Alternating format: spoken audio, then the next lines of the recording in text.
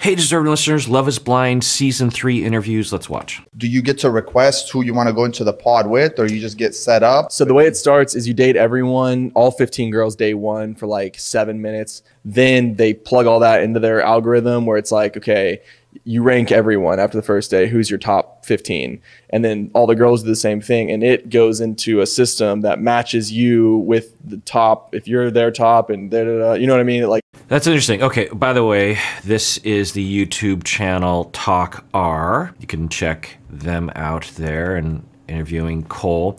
And he's saying that the first day you have 7-minute pod dates with all 15 of the other individuals and you rank them all. That's why they have the notepad. You'd need a notepad for that, a journal. And then they match you up. So if you put someone in your top 5 and they put you in their top 5, then they want you to meet up the next day. And so it sounds like they narrowed down to, what do you say, like 7 or 8 other people. That's interesting. Maybe y'all knew this detail, I didn't. That would be rough, right? Only 7 minutes per person. That'd be hard to get to know people well enough to make a choice about that. Because according to what he's saying, you might only talk to a handful of the potential dates, just 7 minutes total, because, you know, they're trying to progress to the next phase, right? The other thing is that I think of is they will often do a supercut of the individuals saying similar things, like Andrew talking about how he's traveled a lot, that kind of thing. Or Colleen, the supercut, I think they did some kind of edit where she's frequently saying that she's a ballerina. We've seen this in previous seasons as well, where they will pick on someone for saying a similar thing. And I think even Colleen said this in an interview. I don't think I reacted to it, but she said that she has 3 jobs. She's a ballerina, she's a PR person, and was she a barista? I can't remember, or no, I don't. She has 3 different jobs, and she talked about how when she meets people in the pods, and I think maybe even the producers or something, she would say all of her jobs, but people kind of key in on the fact that she does ballet, and so she ends up kind of leaning into that because people want to talk with that, or the producers were telling. So you could easily, with all of the individuals, probably do a supercut of certain things that they repeat because they're talking to 15 different people, 7 minutes a pop. And yeah, and just think about that. Like you only have 3.5 minutes of hearing someone, right? Like you have to talk so they can get to know you, but you only get half of that time to hear from them. Yeah, that's interesting. You know, it just makes you wonder if there are other matches that could have happened. Yeah, I mean, I suppose if I had it my way, I would have a bigger budget, I guess, and I would have the show be twice as long, maybe even 3 times as long. And you would, every step of the way, it would be longer. So you would allow them all to interact for longer periods of time at the beginning and narrow it down. And then once they're engaged, and there would be more time in the pods, maybe, because it seems like there is a bit of a rush. Seemingly. He said 11 days, so that's not a huge rush. But I get the impression for some of them, they do feel kind of like they're rushing and thinking, crap, like it's the last couple days. I need to make sure that I lock someone down. Otherwise, I got no one, you know, that would potentially cause people to take a leap into being engaged with someone that they don't really feel it with. And then the honeymoon could be the same length, but then the post-honeymoon time could also be longer. I would also change the show, as you all know, because I'm yammering about this all the time, that I would allow the individuals to, get out of the engagement prior to the altar. And that might result in literally no weddings being no's, meaning that all the eventual people that end up at a wedding ceremony, they all are saying yes, yes, because rationally, if someone was on the fence, even kind of, they would tell their partner and say, well, obviously we shouldn't go through with the altar. I mean, maybe one day. And then they would allow people to date afterward. Well, they don't disallow that. And people are telling me that Love is Blind Japan actually does allow people to back out earlier. So that's what I would also change the way that I think the producers are behind the scenes trying to prod the individuals to be more dramatic and to provoke the audience to be more angry, I would change that as well. But anyway, so okay, we're just learning 7 minutes for each person, and then you have to narrow it down. That's tough. It goes into the algo basically. So like the next day, you only date your 7 or 8 matches that were viable connections. It's like if I ranked someone number 1 and they ranked me number 15, I wasn't seeing them again. Maybe I would have, depending on where all the other guys ranked that person. But after that, it keeps getting narrowed down. So like day 3, maybe you only date 6 girls. Day 4, you only date like 4 or 5 girls. Wow, it seems like it narrows down really fast. And maybe for the individuals, they're like, yeah, I've pretty much eliminated these 3 people, so I'm ready to narrow it down. But yeah, that's pretty fast. So by the second day, they're down to like 5 people. Day 5, now you're down to like 3 girls, and then so on and so forth, to where like the last few days, you might just be dating 1 or 2 girls. And you can request a date here and there. Like they would let us do late night dates, and you can request those. Like, hey, I want to date you at like 3 a.m. tonight. Like, can you do that? But some people chose not to do that. I chose to do every single late night date that we had a chance to do. You would kind of show up to the pods and then go back and we'd stay in our rooms, and then you'd come to the lounge. Yeah, 3 a.m. I mean, that is certainly late. I don't know what time they're waking up in the morning, but I would request that too if I were in their shoes, because the more time, the better, to make sure that you're making the right choice. Absolutely. And the pods are connected, so you'd all be hanging out in the lounge pretty much all day, and sometimes all night if there was night dates. And while the other guys went in to date the girl that you wanted to date, you would just be out there just chilling in the lounge with the boys talking. Was there any drama between the boys if y'all wanted the same girl or anything? Never. I mean, it shocked me. Yeah, and that lends credence to the show. Additionally, there are things that I've been speculating about the show that are faked or manufactured to some extent. But from the beginning, I have been appreciating Love is Blind as being one of the more real reality TV shows. And this is evidence of that, because I think other production teams would absolutely try to get more infighting among the guys and infighting among the women. And because it just seems totally a setup for that, right? And the way that I think typical production teams will do that is they will engineer situations so that a conflict is possible, and then they'll pull them aside and say, okay, we need the 2 of you to have a fight, or they'll find the most conflict-oriented individual and encourage that individual to get into a verbal fight with someone. I don't know, but I think that happens. Or they'll reshoot scenes and say, how about this time you fight more? I mean, I think that literally happens, or I know that literally happens because I've heard from cast members. I've talked with a number of the cast members behind the scenes. I don't need to uphold confidentiality, but I usually do just out of courtesy to them, because, I don't know, I just feel like these people deserve some privacy. Plus, I feel like if I tell them that, then they'll tell me the real situation behind the scenes, which I actually want to know. And I've learned a lot. I've learned a lot about how things, I think, work behind the scenes and how things are actually done. And not because I'm trying to out these reality TV shows, but if I am going to have an understanding of what's really happening, which I'm always interested in, because these are real human beings going through real situations, usually. And for me to use this as an educational tool, I have to have some idea of what's really happening. I have to make some, in order for me to make guesses, in order for me to make speculations regarding conceptualization, I have to have some vision of what's actually happening so I can intuit or hear or speculate as to what their needs are and what's going on inside. Anyway, so we're hearing from him, and I think this has been true on other seasons, that there wasn't any or much infighting among the cast members, which is good. That's great. And we saw evidence of that when Colleen was hurt by Cole.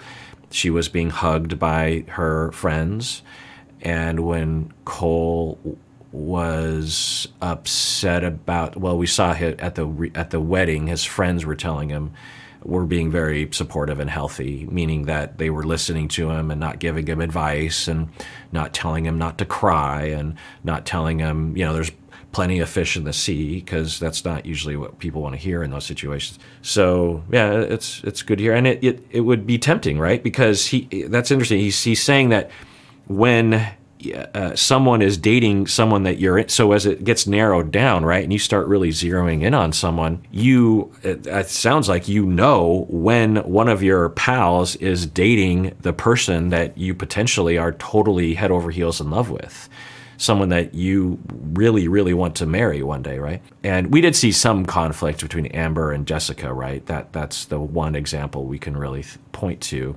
and that was pronounced. And you know, I think makes some sense, because Jessica betrayed Amber's trust by going behind their back and trying to get with Matt Barnett. It's interesting that Cole's name is Barnett too. I don't know if y'all knew that, but both Barnetts had multiple women that wanted to be with them, and or at least more than one. And so if your name is Barnett, go on the show, because you got, well, at least with Matt Barnett, he wasn't hated.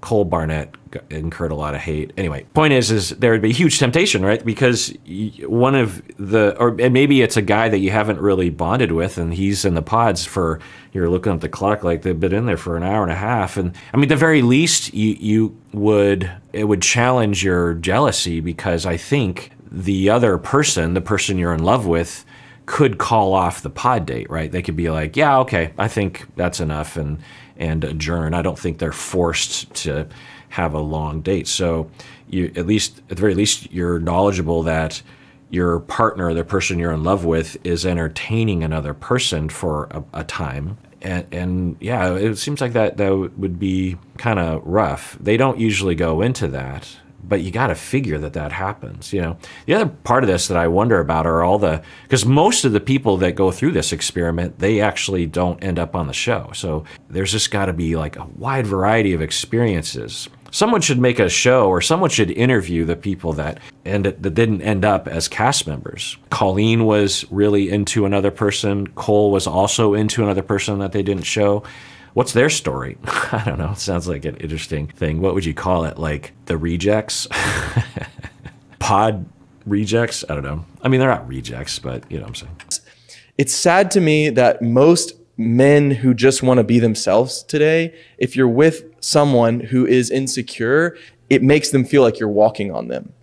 And it's an impossible. Yeah, okay. I've yammered a lot about the gendered statements that Cole and I suppose others have made in these interviews. And I don't know exactly what Cole means here, but I don't know. It just sounds like it's coming from some sort of echo chamber. It just seems that way to me. I've been saying from the beginning, there's nothing wrong with Cole or any of the cast members or anybody saying, for me, in my experience, with the few women that I've been with, or the few men that I've been with, or the few people like this that I've been with, it seems like there's a pattern there. But I don't know. I can't obviously generalize to the entire gender, because I only have experience with a few people, or I've heard things from other people about women about this. So I don't know. It just seems like maybe it's a thing. You could say something like that. I would still refute it in all likelihood, since I'm aware of the research around this, and I have a lot of experience hearing the inside story from a lot of people from all the genders. So it's fine to say in your experience, but when these individuals just say women and men, and the phrasing he used, it just sounds like they're, so I wouldn't be surprised if there's a podcast he listens to, or even just among his friends, or maybe even sometimes in people's churches, I don't know, in his family. Because he mentioned before, he's like, I don't know if it's feminism or something. So I can't really tell, and this is speculative, that for Cole, he went through what I think we all, or many of us, conceptualize to be the following, which is that he, in good faith, gets engaged to Zeneb. He meets her in person, and we don't know what he was unattracted to, or what things about Zeneb made him not ideally attracted to her. I think a lot of people assume things, and I think Zeneb assumes some things. Things that have been raised is her body, her face, her race. this kind of thing. But I don't know if we have any statements, even from Zeneb, around what Cole said exactly was the issue there. We could imagine, I suppose, but I don't think we know exactly. And I raise that because there's a possibility that looks-wise for him, Zeneb was top of the charts. But when they got together physically, there could have been something about it. I've said this a number of times, that this is why we don't date like Love is Blind. This is why we don't really even believe that love is blind in romantic relationships. And I'm not talking about just like looks or body shape or something. I'm talking about the way that you hug, the way that you kiss, the way that you look into each other's eyes, the way that you make love, the way that you cuddle, the way that you smell, the pheromones, the way that you walk, the way that you treat other people. There's so many other things that has to do with attraction other than just talking to someone or looking at. And I feel like the show kind of boils it down to that, right? It's like there's the talking side, which is the emotional side, and then there's the physical side, which is the way that they look. And I think that's an oversimplification for sure, right? So it's possible that Cole was, just because of chemistry or the way they physically were together. I mean, just think about for yourself, if you've dated a fair amount, then you can attest to this, that an individual that you're dating has all the boxes checked. They're attractive, they're smart, they're funny, you know, all the things. And then you roll around together in bed and you're just like, whoa, like that was not, you know, let's try it again, see how it goes. You know, no, that something about that is just, I don't know, it's just not working for me. Or there are issues, you're not turned on by the individual, or they're into a kink that you're just, it just doesn't work for you. It's just like the opposite of what you're interested in or something. Who knows? So yeah, there's a lot of different reasons, but I don't know. So the story is, the narrative that I've been orbiting around, the conceptualization is that he meets her in person and there's some minor attractiveness issue, but upon hearing what really happened, I think that was kind of a minor thing. I think the major issue for Cole and the major question mark generator for him with Cole was their conflict. Because right away, first full day that they have together, that morning, I believe it was that first day, she was hostile with him in a situation that he was very confused about. And she was hostile to him in a way that, at least from the looks of it, it just didn't make any sense. You know, it'd be fine if Zeneb tells him, hey, I didn't really like it that you just ditched me this morning and went to the gym. It felt hurtful. It felt like you were just treating me like I was some I don't know, just someone that you love him and leave him or something. Okay, you know, you could say something like that, and then Cole said, "Oh my God, I'm so sorry." And the Zeneb said, "Well, you know, okay." So that's different than what Zeneb did. What Zeneb did was giving him the cold shoulder for a long period of time, as if he had done something horrifically wrong. And you could argue he did nothing wrong. If anything, he was being considerate of her. And, you know, I want to be clear. Cole could be an awful person. Zeneb could be completely right about all of her narrative. I legitimately incorporate that possibility into the possibilities of life and what really happened, because I just don't know. There's just no way to know. I can only gather information from what they're showing us and what they're telling us, and, you know, try to piece together a set of hypotheses that all could be wrong, by the way, or at the very least oversimplifications, which I'm sure is the case. So she becomes hostile with him, and then over time, he's trying to be nice. He's walking on eggshells, and he's trying to accommodate, but he's also hurt and scared himself, and so occasionally he will criticize, calling her names, saying that she's passive-aggressive or bipolar or something. And by the way, he seemed to indicate what I suspected, as in another interview. I don't think I reacted to it. He said that the reason why I called her bipolar was because one day she was telling me that she was 1,000% sure she wanted to marry me, and then the next day she hated me with all of her guts. And you saw kind of a stark example of that at the wedding. The things she said, and then beforehand, she's talking about how she wants to marry me, and how is that possible? So he equates that with bipolar. That's not bipolar. It's just like, and when I talked with, I can't remember who I was talking to about this, and they're like, well, I think that he thinks she's bipolar because she does that thing. And I'm like, Does everyone think bipolar is that? Because that's not bipolar. I think in the past, they would have said that's schizophrenic, which is also not true. That's not schizophrenic. I mean, a person could be bipolar, person could be schizophrenic, but that's not the hallmark. I think what people just need to say is two-faced. That's not a DSM diagnosis. Just say the person is confusing, or they are hot and cold, or they're two-faced. On one moment, they're totally in love with me, and the next moment, that. Just leave the DSM out of it. If you're not a clinician, stop using the DSM. Really. There's so many other words, you know. Oh my God, I'm so OCD. No, you're not. You're just particular. You're clean, or just say you're compulsive. Oh my God, I have ADHD, or oh my God, I have PTSD because, and you know, you don't actually have ADHD or PTSD. Just say I'm distractible today, or with ADHD, or when it comes to PTSD, just say, wow, I'm really affected.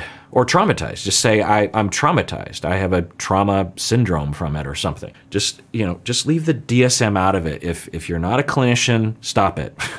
Okay. And honestly, even some clinicians out there are throwing around DSM diagnoses from what looks like lack of expertise. You know, the DSM is thick. I'm dropping things. This thing, how many pages is this thing? You know, it's over 1,000 pages, this thing. It's dense, my friend. And the pages on each, you know, like there's for a lot of the diagnoses, there's just a couple pages.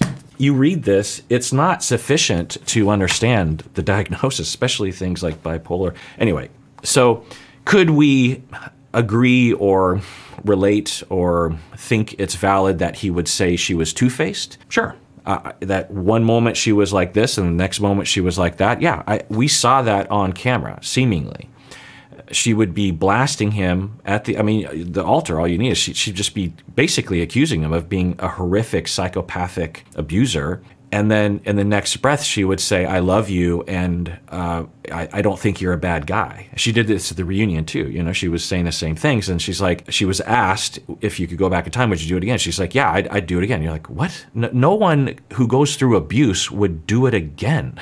That doesn't make any sense, right? So I think who knows what really happened? I don't know. And I don't think Zeneb is a bad person. I think she's a normal person who has sensitivities, and the show highlighted it. All the cast members have some version of those sensitivities, and for whatever reason, Zeneb's was touched upon. And we could imagine why, because Cole was being pretty explicit about not being attracted to her, which, you know, was an aggravant for her. Anyway, so she's doing that to him, and he's just like, he's really trying to manage it. And then in the end, and he thinks he's kind of placating, like he's getting her to be more relaxed or whatever. They have that conversation a couple days before the wedding. He's like, yeah, I think I don't want to get married. And she's like, oh, okay. And according to him, they had agreed that they would date afterwards. So in his world, everything's copacetic and they're cordial, and it's an amicable decision that they're not going to get married. Then the wedding happens, and boom, all these things. And then after this, you know, when the season airs, all of the cast members, the women, are attacking him. The internet's attacking him. At the wedding, her friends are clapping, and he's left reeling, thinking, my God, what just happened? Now, it kind of sounds like his first marriage was like that, something along those lines, where he was made out to be an evil person. And he starts to question that, right? He started, maybe I am. And he did. He said that he started to question, like, the cutie scene. He had heard about the cutie scene, and the other cast members, the other women are like, oh, the cutie scene, yes, the cutie scene. And he's like, what?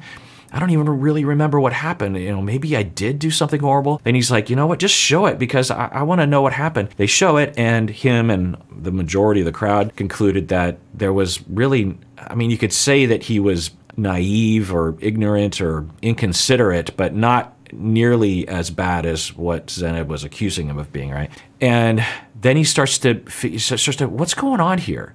How come all these women who claim to, they're acting from a place of women empowerment, sometimes that is the verbal statement. I don't think Zenob's used that word, but maybe other people have with him, or he's seen other examples or something. And so he starts saying, what's going on here? There seems to be something going on. Okay, so he's trying to make a conclusion. And in society, there is a group of people who have the misogynistic viewpoint that feminism is causing women to hate men. And the women are frivolous and stupid, and when they complain, it's just because they don't have any reason to complain, you know, all that kind of talk. So what I would say is that a lot of times when women are complaining about being mistreated from prejudice or bias or sexism or objectified or harmed because they're a woman, this kind of thing, discounted, I'm quite sure the majority of the time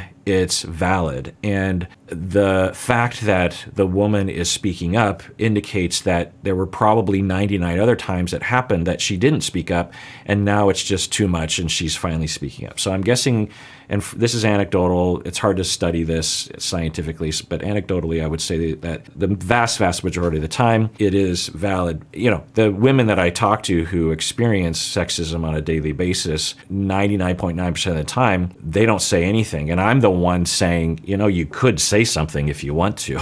Of course, you don't need to put yourself in the line of fire, but you deserve to say something if you want. And almost all the time, my client will just say, I don't want to cause any trouble, that kind of stuff. Anyway, but I imagine there are some times when women are invoking empowerment, women empowerment, and are invoking feminism as a way of justifying their own distortions.